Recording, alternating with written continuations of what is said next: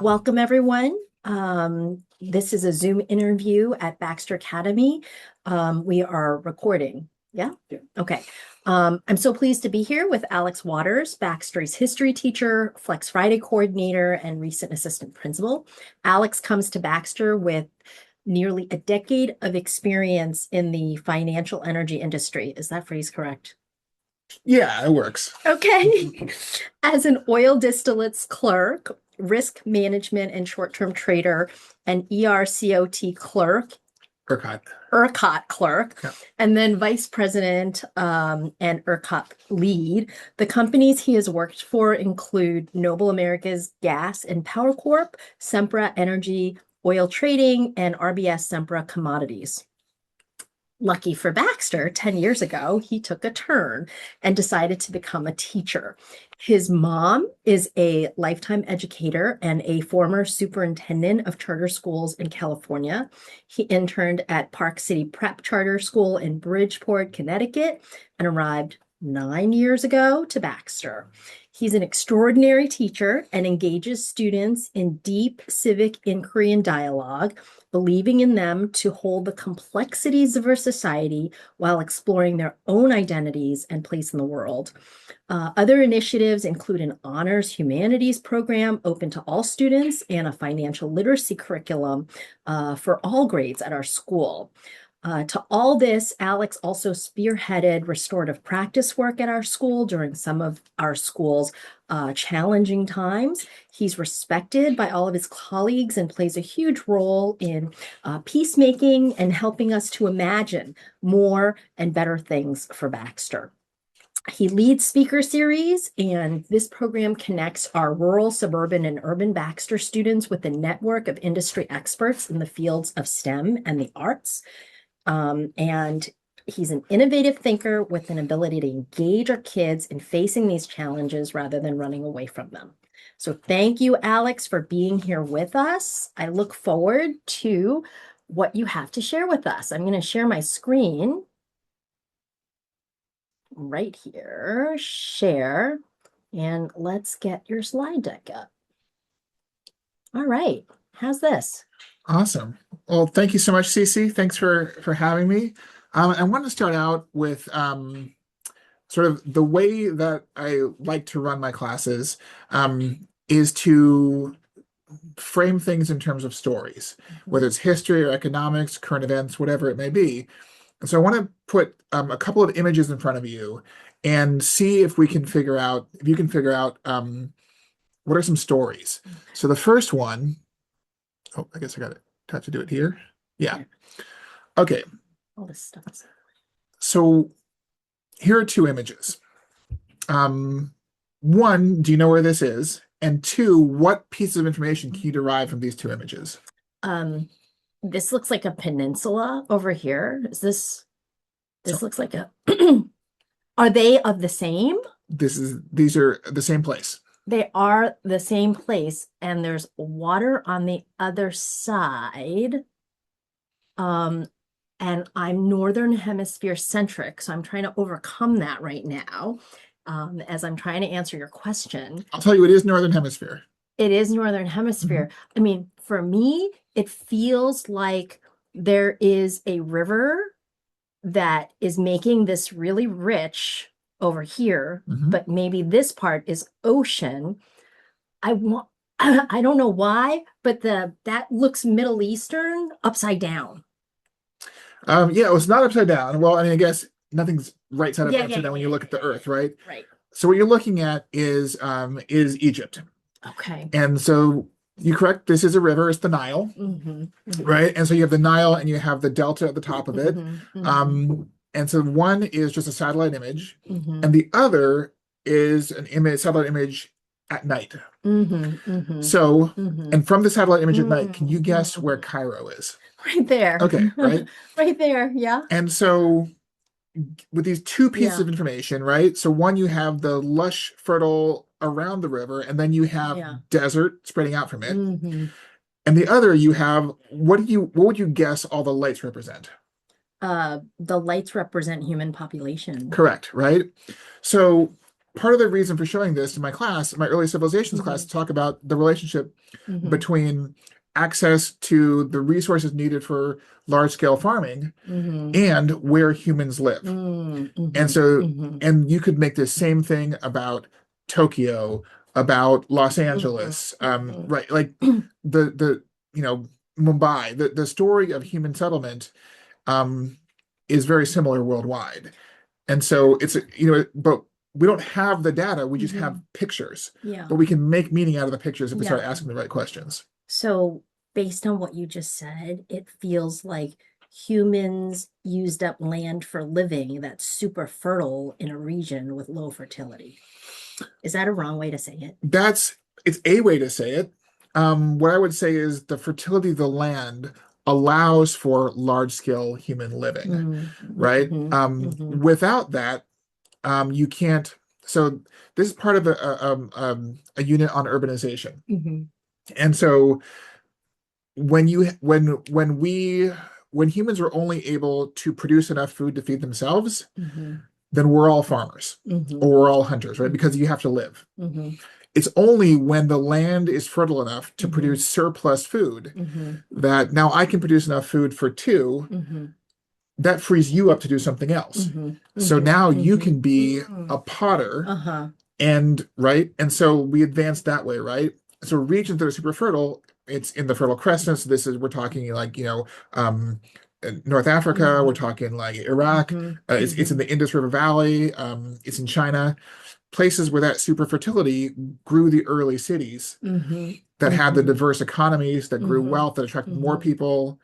Um, So you're saying that when we have more, we can have human specialization, yes, diversify, and produce more. right. But you need an excess to reach for the more. When you have surplus, Hmm when you have surplus Yep. food, you hmm get economic specialization Okay. and diversification. Okay.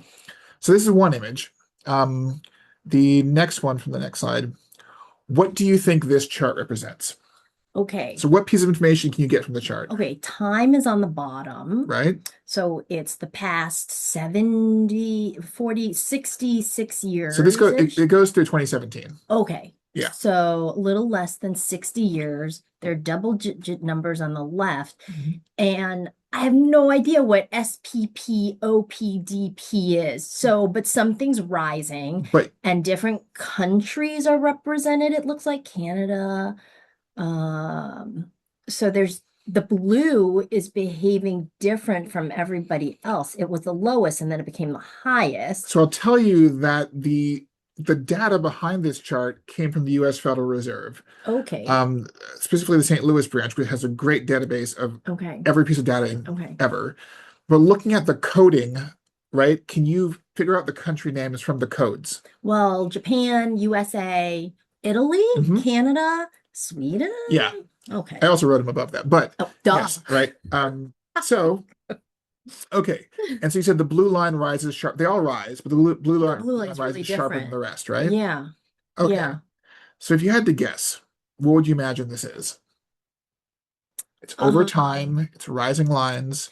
I mean, because it has to do with you, it must have something to do with money. It This doesn't, but it connects to it.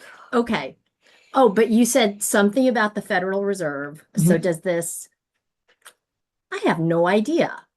All right. So what this is the numbers on the left are it's called an age dependency ratio. So Age dependency so ratio. it's the ratio of retirees to working age people. Oh, It's essentially a proxy for it's a the average age. population data. Correct. So Japan is aging. Rapidly. But Yeah. it started the data series as the Okay. youngest. Right. So we have this piece of information, Okay. right, which you could just look at and walk away from. But Mm-hmm. you can also start asking why. Mm-hmm. Why do they Mm-hmm. all rise? Why does Mm-hmm. one rise more than the others? Mm-hmm. Why was that one the smallest to begin with, right? Yeah. And we start constructing Yeah. stories. Yeah. And then you look for other data that help. So in this case, right, you have Japan on the 1960. You've recently come out of World War II, Mm. right? You have a very young population, Mm. um, and then So they're all aging. they're all aging, right?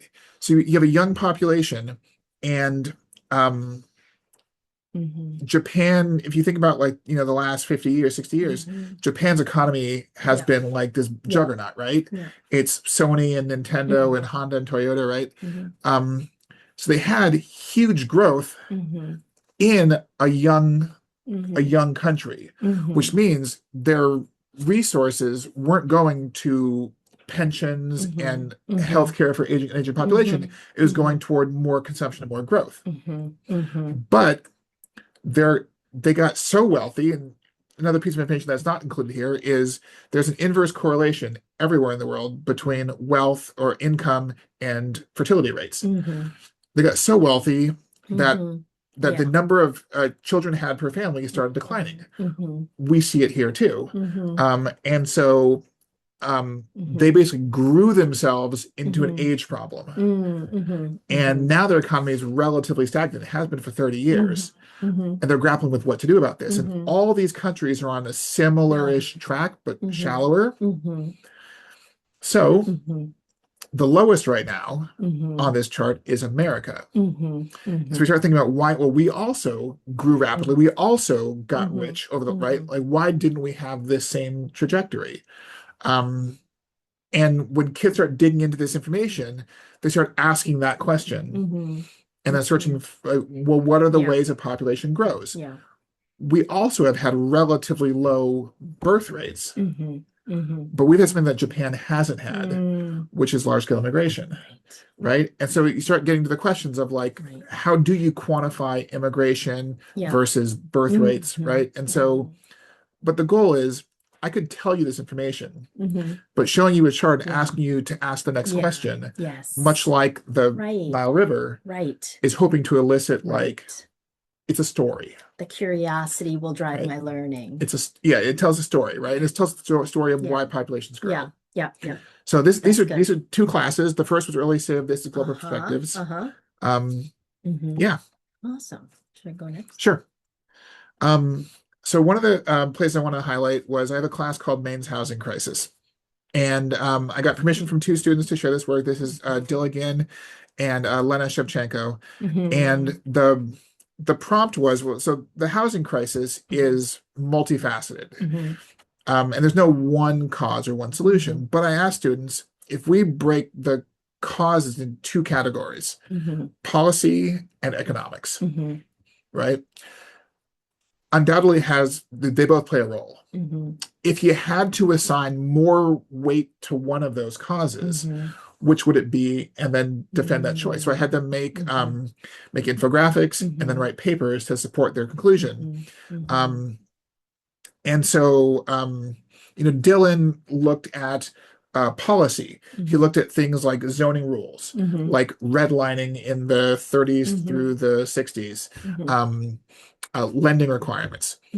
Lena went more meta than that and looked at capitalism as a structure and the way that it drives banking practices, building practices, regulatory practices. And the idea being that like we see the housing crisis play out and asking kids to make a visually arresting thing. I only took to fit it on one piece. I just took like a little snippet of them. A visually appealing thing, and then to back it with an argument and in the argument you have to address it. Like if you say it's policy, address the economics. If you say it's economic, address the policy. Elicits work that I find amazing. These two kids did amazing work. Others did well. They just happened to be the ones I got permission from. But it's cool to see students dig into it. And once you start assigning responsibility or blame, it gives you a place to push for solutions, right? Now that I believe in Dylan's case that it's policy, okay, my solutions, I'm no longer powerless. I know where to push. It's policy, right? I should be going to City Hall. I should be going to Washington. If it's economics, I should be talking to Wall Street.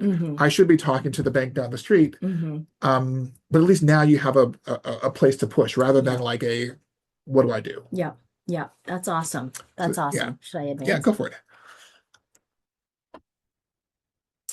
Um, in a similar vein, and maybe you get the impression that a lot of my classes have an economic component, which is true. With my background, it makes sense.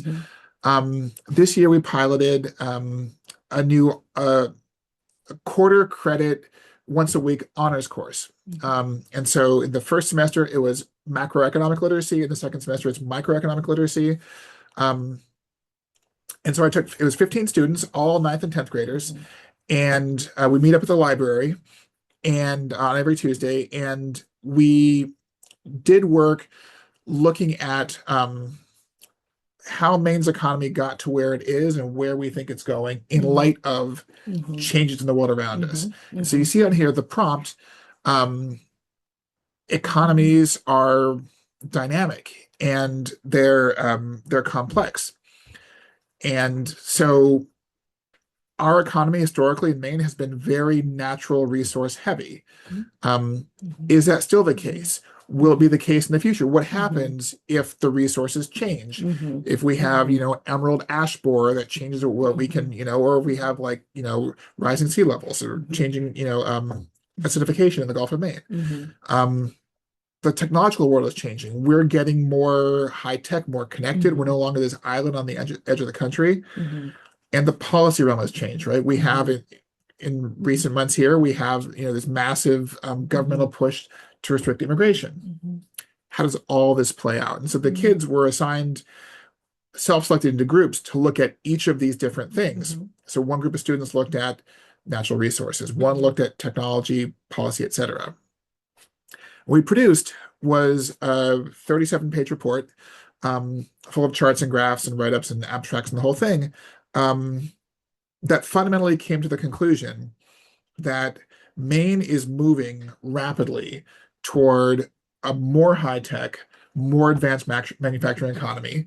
Um, but that change, the change disproportionately Mhm. hurts Mhm. rural areas that are heavy in traditional industry, fishing, logging, etc., Mhm. and benefits southern Mhm. and coastal Maine, which is Mhm. heavier in the Mhm. new information economy. Mhm. Um, and and it needs young people to happen, right? So one Mhm. is how do we get more young people? Mhm. That's the follow-up question. And what do you then do in those economies that are going to be that Mhm. are going to lose in this proposition, right? Mhm. You Mhm. have a vinyl haven. Mhm. What do you do if you're a young person in Vinyl Haven Mhm. and fishing declines? What do you Mhm. do if Mhm. you're in Yeah. up in the county Yeah. and farming or logging decline? Yeah. And so this is again like it's looking at data and using that data and the story it tells Mhm. to then give you a place to push. Yeah. So the kids are downloading data. Mhm. They're turning them into charts that are meaningful based on their, these are questions that the kids themselves are asking. Yeah. Um, and what are their ideas? So the ideas are a lot of them involve pumping government support into impacted areas where we've talked before about like, do you use the fact that we have this statewide university system Mm, as like sort of an incubator, right? Like it's hard to get resources to very spread out communities yeah, like in rural Maine, yeah. but you have a place like UMaine Fort Kent, UMaine Hmm. Presque Isle. Can that be Hmm. Mm, a little incubator, hmm. right? Hmm. Hmm. What does automation mean? Hmm. What does expanded broadband mean? What does that do? How do you get industry to play a role in this? Mm. One of the, and I should have included it here, one of the most, I didn't, but one of the most impactful charts we had was a look at in-migration and out-migration rates in every county by age, right? And in every county in Maine, except Cumberland County, you see a net Mm. outflow of Yeah, people in yeah, the ages of yeah. 18 to 30, Hmm. and then big net inflows between Mm. 30 and like 50. Hmm. And it tells a Hmm. story, which is true of people in my family as well, of Hmm. young people Hmm. leaving, Hmm. starting their professional journey in Boston, New York, Hmm. wherever else, and then coming back to raise a family. Hmm. Hmm. But how transformative would it be to Maine's economy if those young people didn't feel they had to leave here to follow their professional Hmm. aspirations? Hmm. Hmm. So who is the audience for that question? Is it university leaders? Mhm. Is it policymakers? But like, Mhm. if we do have this shifting economy toward high skilled and high tech, Mhm. you know, why wouldn't I leave if Mhm. I'm 22? Mhm. We need to answer that Yeah. question. Yeah. Yeah. So I find that that class, it was super engaging. This year, this semester, we're doing microeconomics, but the same idea, like how does data tell a story? Yeah. Yeah. Um, and then one that you and I spearheaded Mhm. together Mhm. was our Mhm. financial literacy series. Mhm. Mhm. And so this was the idea that students will be either are now or will soon be um, jumping into the financial world, whether they like it or not. Mhm. Mhm. And the future will come for them. Mhm. You can be prepared or unprepared. But how do we arm you with information before a credit card offer is put in your hand, Mhm. before, hey, sign this loan is put in your hand, right? And when you still have time for choices to matter. So we did a series over the course of the year from October through March of extended advisories where we talked about these financial themes. And so the first one was October, and it was on compound interest. If you click forward, um, so this was the focus of it. You click one more time. And we had two spreadsheets for students to play with. Mhm. One was Mhm. on Mhm. how compound interest grows your resource, right? Whether you think of Mhm. it as interest earned or Mhm. gains in the financial markets. Right. Um, the idea that you can make a low salary, Mhm. but if you save early and often and invest, Mhm. you can come out on the other end Mhm. with a stable retirement, Mhm. right? And so Mhm. this example is, you know, if you make $28,000 a year and Mhm. you're able to save 15%, you'll get pretty close to a million. But if you start at 18, Mhm. you'll get pretty close to $1 million by the time age of retirement Mhm. without, and the idea that like you could be a millionaire without writing a hit album or being in the NBA or right. Mhm. Like this is Mhm. a realistic thing. Mhm. And now if that's true at Mhm. $28,000, Mhm. imagine what it means if you're making $50,000 Mhm. and saving Mhm. 15%. Mhm. And this is really asking kids who are, maybe things are this close to them Yeah, to think about a long stretch of time. So not just short-term stuff, but long-term stuff. it is. And then it empowers them to ask the question, well, how could I save 15%? Mm-hmm. Right? Mm-hmm. Mm-hmm. And if they ask that question, then we can talk about how do you save, what do you Mm-hmm. cut? Um, Mm-hmm. but the knowledge that like for a regular person, Mm-hmm. financial security is within Mm-hmm. reach, Mm-hmm. but you got to plan for it early and you got to Mm-hmm. know what you're shooting for. Mm-hmm. And I think Mm-hmm. a kid who sees this now has an idea Yeah. that Yeah. is not impossible. Mm-hmm. Mm-hmm. Um, Mm-hmm. and at a young enough age to do something about it. Yep.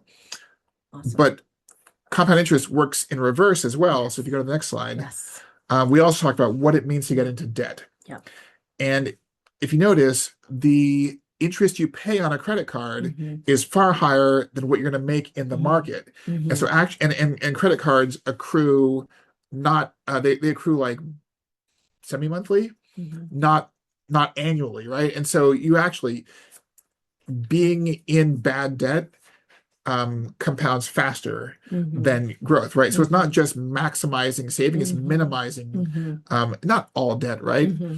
And later on we'll talk about like, mortgages Mm-hmm. and cars, but Mm-hmm. like, you are going to be, when I got to college, the credit card offers flooded my mailbox. Right. Yeah. And it's really Yeah. easy to say, oh, cool. Yeah. I have access to money. This cash. What can I buy? Yeah. And I think reframing it is like me buying that thing costs me something Yeah. else. Is it Yeah. worth it to me? Yeah. And so having kids play with this, like how Yeah. long does it take to pay off a pretty normal amount of debt? Yeah. In this example, a long time and a lot of interest. Mm-hmm. Mm-hmm. Mm-hmm. And, so is that concert ticket worth that? Mm-hmm. Is that, $7 tea right? Or, every day. or, should you buy the brand new car Mm-hmm. or should you really Mm-hmm. get the, used Yeah. Civic? Mm-hmm. what's it worth to you? Yeah. Yeah. Man. Yeah, go for it. The second session was on, you asked the question, well, where does money come from? People have jobs and salaries, but a lot of our teachers and some of our students have their own businesses alongside of their of what they do. And so we wanted to highlight in November, what are some of those businesses? And so we asked teachers and students to submit them.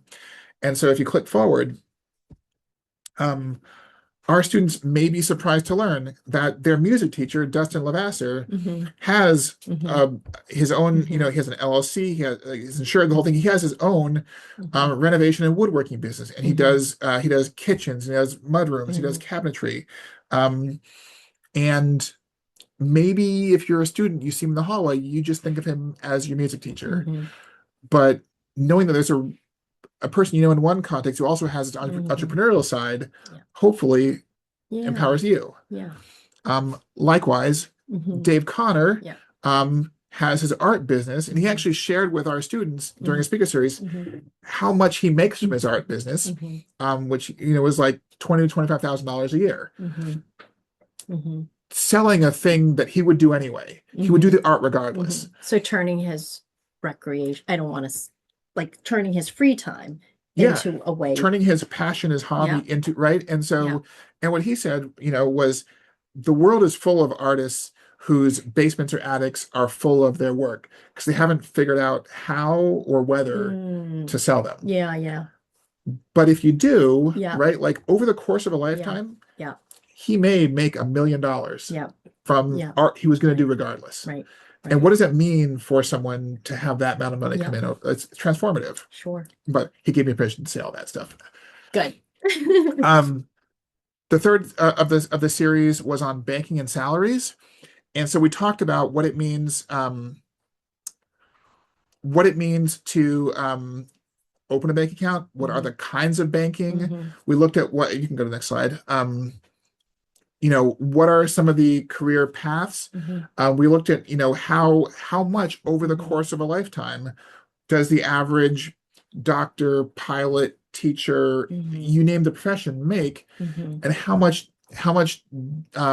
educational debt gets incurred to get to that point. And it's not saying that one is more or less valuable than the others, but it's asking kids to ask the question, right? Go into that choice with your eyes open, right?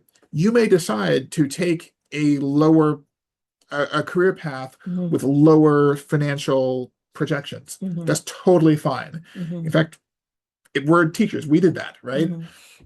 But if you go into that knowing that's the case, then it empowers you to maybe I do have the side business like Dustin and Dave and so many others, right? Maybe I do adjust what kind of debt I take on. But it's the knowing in advance rather than stumbling into it and realizing later on, like, I wish I had known that. Or if you're going to collect a little bit of debt, eyes wide open about what the return on that debt investment would be. Yeah, and it's not saying that there's a right answer. But there are answers. And then the final one, which I found the most fun, was I guess actually I found the compound interest the most fun. The second most fun was looking at what it means to buy a car or to buy a home. And the first major purchase most students will make is a car. And so if you click to the next slide, we created a spreadsheet where we asked students to I gave them an example. On the right side is here's what it costs for a year to own in this case a 2023 Ford Escape. So we got the average miles driven by a Mainer every year. We got the price of gas in Maine and the fuel efficiency of various vehicles. We asked them to find their own. And so we told them how much to put down, whatever. But in the end, realizing the difference in cost between the car you really want, the car you should get, and maybe the beater that you get from your grandfather. And if you combine this, the costs with what we talked about with compound interest, right? The difference between buying the car you already have access to and your dream car, you may think of it as $20,000. The reality is it might be $1 million difference in your Mhm, life over mhm, just mhm, from that choice. mhm. When you think about the Yeah, breadth of your financial yeah, future, yeah, yeah, I can't put a price on cool, but we're putting a price on cool. yeah, As yeah. a guy who would spend, I would overspend on cars if I could. Hmm. But again, knowing Yeah, that is yeah. power. But inviting a student to see if I make this choice and it's driven by, you said cool, Yeah, what opportunities or options I am foregoing in order to pay for cool. right. And you know, a car is a tool, Hmm. right? So what is a sensible car will vary, right? We live Hmm. in Maine, so Hmm. four-wheel drive is probably very it's more expensive, but Hmm. it's very sensible. Hmm. If you're Especially if you don't put snow tires on. fact, as I don't, if you're a contractor, a sensible car may be a big Hmm. truck. Hmm. If you're Hmm. just commuting from your suburban house to your Yeah, office in the city, yeah, maybe that's not the sensible choice. yeah, If you're a realtor and have to entertain clients and impress yeah, them, maybe the more expensive car actually is the sensible yeah, one. But like, who are you? How do you use it? What's it worth to you? yeah. Um, and the numbers tell a story. Man. I think that's the end. Okay, Um, awesome. so yeah. All right. Um, so much here. Tell me about how you set it up so that the kids get to the curiosity. We saw a little bit like it's experiential. Here's a graph. Like, do you do what you just did here? So you start with something visual. Mm-hmm. Whether it's a chart or the Mm-hmm. picture of the Nile, whatever, a Mm-hmm. visual thing. And you first ask them to spend a moment, don't do anything, just look at it, Mm-hmm. right? Do questions come to mind? Mm-hmm. Um, if they do, let's go with that. If they don't, Mm-hmm. you ask them, you give them an input, start playing with it, right? Mm-hmm. All Mm-hmm. right, so I'm giving you the Mm-hmm. 2023 Ford Escape, Mm-hmm. right? Mm-hmm. Um, does 600, 700 bucks a month seem like a lot or a little Mm-hmm. for a 2023 Ford Escape? Mm-hmm. Um, and that begins a conversation. Mm-hmm. Mm-hmm. Um, and then what I like to do is I like to when it's a spreadsheet like the compound interest calculator, I like to give them scenarios, Mm-hmm. right? So we said you make Mm-hmm. $28,000 and you save 15%. Mm-hmm. Mm-hmm. Okay, well, change the 28,000 to 50,000. Mm-hmm. What happens to your end Mm-hmm. number, Mm-hmm. right? Mm-hmm. So you're giving them one, it's starting with their questions Mhm, and you put mysteries in front of you them. do, That's what I'm hearing. you do, And then the second is you give them an ability to test their correct. questions. And then they make inferences from that. And you have to, and you know, you vary it depending on the class, because you know your students, but you know, learning should be fun, Mm-hmm. right? Mm-hmm. So Mm-hmm. watching a student, Mm-hmm. you know, so I have that compound interest calculator Mm-hmm. tuned to the age of 65. Mm-hmm.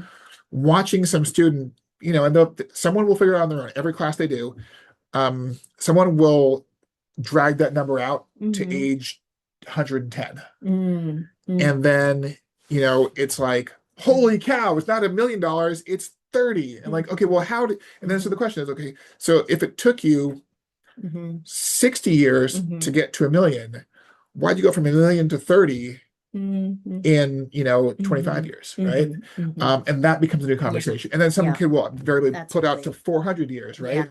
Yeah. And then you start asking the question, right? Yeah. Okay, well, if you're a dynastic family, Mm-hmm. maybe you do think in century long, right? If Mm-hmm. you're, you know, Vanderbilts, right? Maybe you think in century long. Mm-hmm. But um, you know, age 65 is when you retire. Okay, age 90, 95 is maybe when your kids are inheriting money, Mm-hmm. right? Your age, you know, 115, maybe when your grandkids are inheriting money. Mm-hmm. And sort of the, you know, there's a story there Mm-hmm. and questions to Mm-hmm. be asked, Yeah. Yeah. right? But, Yeah. you know, there's, Yeah. it's a tool, play with it, make that number gigantic, make it Yeah. small, Yeah. start later, start earlier, Yeah. vary the taxes, right? Yeah. But like Yeah. now the math becomes not math, Yeah. but a picture, a story. Tell me what kind of lives open up for our kids because they know this. Um, I think there's two there's the question of do you help students avoid pitfalls? Mhm. And I forget the exact number, but it's something like 42% of Americans couldn't come up with $1,000 tomorrow Mhm. if without selling an asset if they had to, Mhm. right? Mhm. So you help them avoid getting into Mhm. financial dire straits. Mhm. That's one. Um, you also, in theory, open up the feeling of possibility. If I'm not from a wealthy family, right? If I'm not from a family where money is prominent and Mhm. plentiful and Mhm. talked about, Mhm. maybe I've never thought that I could have financial security. It's not a thing that we do, right? Mhm. Mhm. I'm showing you the math of how it could work. Mhm. And now you can see that you can make it Mhm. work with a teacher's salary, with a, Mhm. with a normal job. So hopefully we're opening that up. Mhm. But then, opening up the question on like, well, what else could I do, right? If I, you know, maybe I have my teacher salary, but I'm also a potter. Could I have a pottery studio? Could I sell my stuff on Etsy? Um, it's turning me into like a financial engine, or at least giving me the ability to think that way, right? Mhm. And so Mhm. hopefully, will a kid make amazing use of this at age 15? Probably not, right? Although some of our kids have Yes, businesses, they right? do. And I didn't put them on here because I didn't ask the kids for permission. I Yeah. know it's being Yeah. recorded, but we had I think 4 kids who gave video testimony on their Yeah. businesses. Right. Um, but maybe you remember this Mhm. when the first credit card offer comes in the mail, Mhm. Mhm. or when you're thinking about what do you major in, Mhm. or do I get a roommate or go on my own, or do I buy that, the shiny new car or the one that's 8 years Mhm. old? Mhm. Maybe in Mhm. the back of your head, you're like, wait a Mhm. minute, this isn't just about my monthly payment. Mhm. Mhm. It's about the life I envision. Mhm. Mhm. And I can do things Mhm. that pull more Mhm. more options into Mhm. my realm of possibility. Mhm. I'm hearing you say that life is long, life is complex. Sometimes we're faced with challenges. And if our students are armed with an understanding of financial literacy, they can reduce the suffering they may face during a life that is not always smooth. All of us have led it. And then further beyond that, it allows students to have options in their life so that they're not stuck. It does. And asymmetrical information is a giant inequity in the world, Mhm. right? Yes. If I don't know, Yeah. forget knowing how the game is played. If I don't know the game is being played, Mhm. I'm at a disadvantage. Mhm. So Mhm. whether I choose to partake, at least if I know the ground rules for the game and that there is a Mhm. game, I'm